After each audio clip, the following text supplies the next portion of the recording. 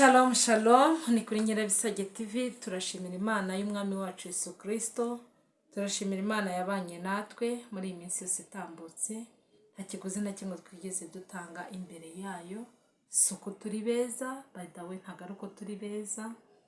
Ntabwo dufite imbaraga nyinshi, nta nubwo dufite ikindi kintu cyatuma Imana iturinda usibye urukundo n'ibambe itugirira umunsi ku wundi. Nta kintu na kimwe twigeze dutanga.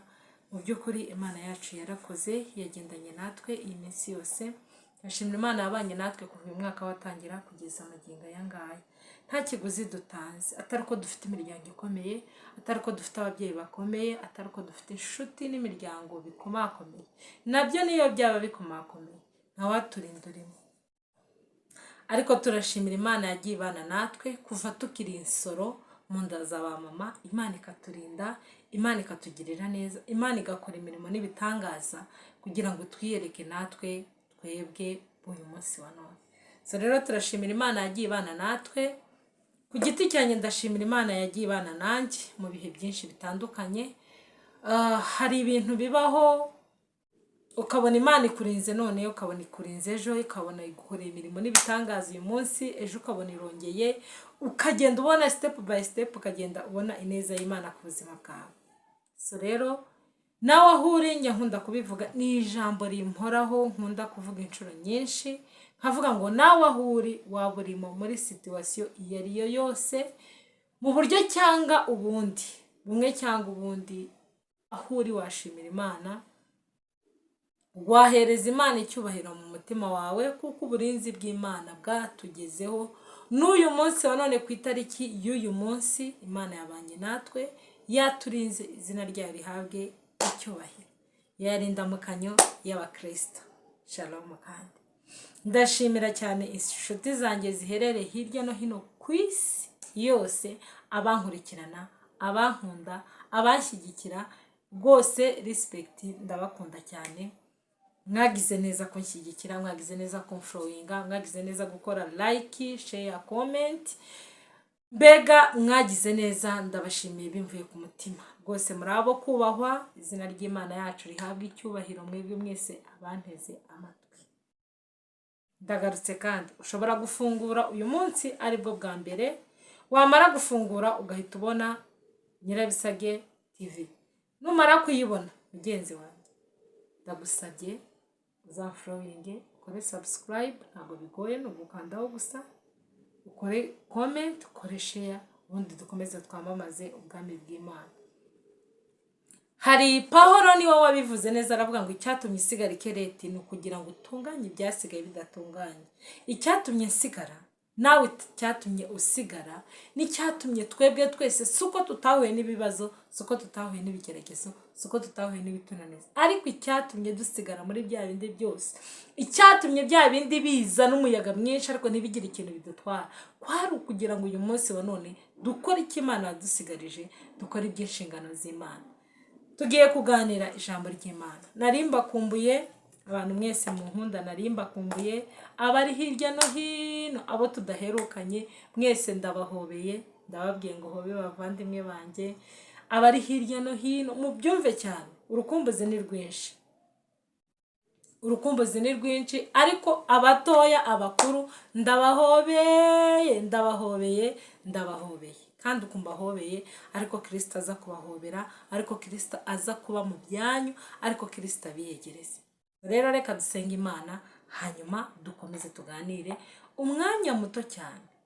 Munyemerere dusangire, ntabwo turi butinde, ndagira gusa kugira ngo mbabwire ikintu kimwe. Reka dusenge Imana, hanyuma aho uri wafatanya nanjye kugira ngo dukomeze. Uwiteka Mana nziza, Imana ikomeye, Imana tuyahirengeye, turagushimiye Mwami kuri uyu munsi, turakubashe kuko uri umukozi w'umuhanga. Ugira neza Mana, nta kiguzi twigeze dutanga kugira ngo tube turiho, nta mbaraga zacu twatanze, nta miryango ikomeye yitanze kugira ngo tudatambuka, kuko hari benshi cyane batambutse, ariko twebwe twabonye uburinzi bwawe bukomeye. Wakoze, izina ryawe nirishimwe. Uturinde inshuti n'abavandimwe, imiryango yacu, wakoze, muhimbazwe. Ndabizi neza kuko inshuti zanjye, abavandimwe, hari abagize ibyago, ubakomeze Mana. Ndabasabiye muri iri sengesho kugira ngo bakomeze ubagirire neza, ubiteho, bahereze kwihangana mu mitima yabo, kuko ikiruta byose twese nuko tuzajya mu bwami bw'ijuru. Urakoze rero data, ubwo tugiye kuganira n'abavandimwe, komeza uduhereze mwami amatwi yo kumva, kandi tubashe gukomeza kumva kugira ngo dukore iby'umurimo wawe wadusigiye. Urakoze data uri mu ijuru, komeza ubane natwe kandi ukomeze utwiteho, byose tubisabye twizeye izina ry'umwana wa Yesu Kristo ukunda. Amen. Twongeye twagarutse. Iki gihe rero ntabwo ari kinini, ntabwo turi buganire umwanya munini, turaganira umwanya mutoya, ariko ngiye kubabwira gatoya cyane ku ijambo ryitwa ineza. Hari ababyeyi bajya bafata abana babo bakamwita ineza. Hari umubyeyi ujya ufata umwana we akamubwira ati nta wundi murage naguha, ndakwita ineza. Ineza ni ikintu kiremereye, ineza ni ikintu, ni umurage mbega uremereye cyane. Ineza nawe uhuriye umunsi wa none nkwifurije kugirirwa neza n'Imana isumba byose. Ngiye kubabwira inkuru ntoya muri Bibiliya, dusomye mu gitabo cya Samweli wa mbere, ibice ni 18 ku murongo waho wa mbere. Hariho inkuru ya Dawidi na Sawuli, hakabaho na Yonatani. Ariko ntabwo njya kubabwira kuri Sawuli cyane, ndababwira Yonatani na Dawidi kandi mu minota mikeya. Dawidi akiri umwana, ndumva ariwe muhererezi wabo Dawidi. Ariko igihe cyarageze, ntagiye muri byinshi, igihe cyarageze Dawidi aba umushumba w'intama, aba umushumba w'inka za se, ajya kuragira mbega umukumbi, ajya kuragira imitungo y'iwabo. Ariko kuko Imana yari yaramutoranyije kugira ngo imwite ayandi mazina, kugira ngo imugirire neza mu gihe gisa nk'iki ngiki, ahari nawe, ahari nanjye twaba twitwa andi mazina, ariko Imana ikazi ikatugirira neza, ikongera kandi ikatwita andi mazina. Ineza y'Imana rero, Yonatani na Dawidi barakoranye, barabanye, ariko baza kugirana igihango gikomeye, aricyo cyitwa ineza. Nanjye uyu mugoroba w'uyu munsi wa none, cyangwa se aho uri, bitewe n'uko isi imeze, aho uri hose, ineza y'Imana ikugereho, ineza y'Imana ihindura amateka, ineza y'Imana iyongere kandi gukorera imirimo n'ibitangaza, ineza y'Imana ihindura ibyanze guhinduka ku buzima bwawe, ineza y'Imana yongere kandi kugereho, ineza y'Imana ikugereho ngere ube mushasha. Dufite ibihamya birenga kimwe, birenga bibiri, kuko twabonye ineza y'Imana. Ntabwo tubayeho ku mugambi w'abantu, oya, nta nubwo tubayeho kubw'impuhwe z'abantu, tubayeho kubw'umugambi w'Imana Data, tubayeho ku neza y'Imana. Abari bugufi mwavuga ngo haleluya, nanjye nkikiriza nkavuga ngo amen. Kubera ineza y'Imana, ineza y'Imana yageze kuri Yayiro, umukobwa warazuka. Ineza y'Imana igera kuri Ana, abona Samweli. Ineza y'Imana igera kuri Jane, abona ubuzima. Ineza y'Imana nawe yakugeraho uyu munsi ukabona gukomera kw'Imana. Reka mbabwire, iyo umuntu agira neza, iyo umuntu agira neza, ukabona uriya muntu, hari abantu bakunda kwitwa ba nyiraneza, ineza, iki, ariko hari igihe ushobora kugitwa utazi gukorera iryo zina ryawe. Biragatsindwa kwitwa izina ryiza ariko utazi kurikoresha, kandi uba warahawe umurage n'Imana n'ababyeyi. Ineza rero, ineza y'umuntu niyo ijya imutera gukundwa. Niko ijambo ry'Imana mu migani havuga ngo ineza y'umuntu niyo imutera gukundwa. Nidukora neza, tukabaho neza, tukabana n'abandi bantu neza mu mahoro, nta kizatubuza ko dukundwa mu bantu, nta kizabuza ko dukundwa imbere y'abandi, nta kizabuza ko dukundwa imbere muri sosiyete. Nkwifurije ineza y'Imana ku buzima bwawe. Ineza ntisaza, ineza ntago igigajuka, ineza nticuya. Ineza ushobora gukora, ineza ushobora kuyikora uyu munsi wa none muri 2025, Imana ikazakugarura inyishu ya neza wakoze. Uri umusaza utwaye akabando, uri umukecuru warameze imvi ku mutwe, mbega ineza y'Imana ikongera ikakugaruka, kuko nawe wagize neza. Mureke mbifurize bene data kugira neza, tubashe kwitwara neza. Ibikorwa byose dukora tubikorane neza, tubikorane umutima mwiza w'ubugwaneza, nibwo natwe tuzagororerwa, kugira ngo ineza yacu ntizasaze, kugira ngo tuzasiga umurage mwiza mu nshuti ndetse no mu bavandimwe. Reka mbabwire ikintu kimwe, Dawidi na Yonatani barakundanye kugeza ubwo Yonatani abwira Dawidi ngo Dawidi we, ndagukunda nk'uko nanjye nikunda. Ese umunsi wa none twabona umuntu ubwira mugenzi we ngo ngukunda nk'uko nikunda? Ntago bikibaho.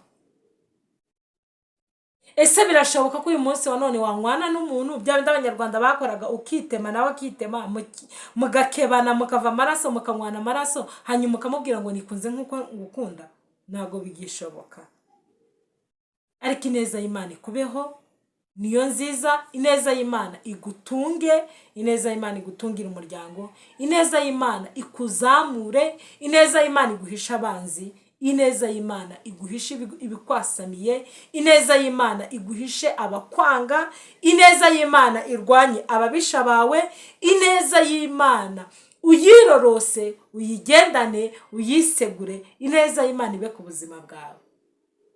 Ese mwari muzi ko kugira neza bituma umuntu yongererwa nk'iminsi yo kubaho? Akenshi mujya mukunda kubona bavuga ngo umuntu disi ngo iyo agira neza ngo ntarama.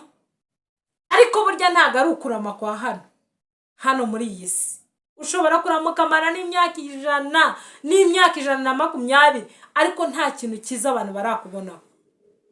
Nyamara ushobora gukora akantu gatoya kamwe, ineza y'Imana ikaguherekeza ubuzima bwawe. So rero kuko ineza irumva, ineza igira amaguru iragenda, ineza igira umutima wo kuzirikana, ineza igira amaso yo kureba, ineza y'Imana ikubeho, kandi ineza y'Imana ize mu byawe. Imana yongere kandi igutamirizeho ineza yayo. Nshuti yanjye muvandimwe, nkwifurije kugirirwa neza n'Imana, nkwifurije kugira ngo Imana izigusange, uzutunga ibyo byose. Umenye ko kugirira neza umuntu, kugira neza umuvandimwe, kugira neza inshuti naho bijya. Imana iragenda ikabisitoka ahantu runaka, ikabibika ahantu runaka. Ku mwambaro nk'uyu nambaye, umuntu yakugiriye neza akawukwambika. Just akantu gato, akajeste gatoya gusa, ukorana umutima mwiza w'ineza. Imana igenda ikabibika ahantu, ikazabikwibukiraho mu gihe runaka, mu gihe c'amakuba. Mureke twige kugira neza, tuzasarura ibyiza. Shalom shalom. Mwami Yesu akomeza biteho. Tuzongera mu gice cya kabiri. Mwami Yesu akomeza biteho.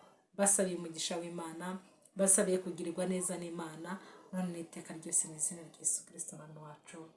Amen.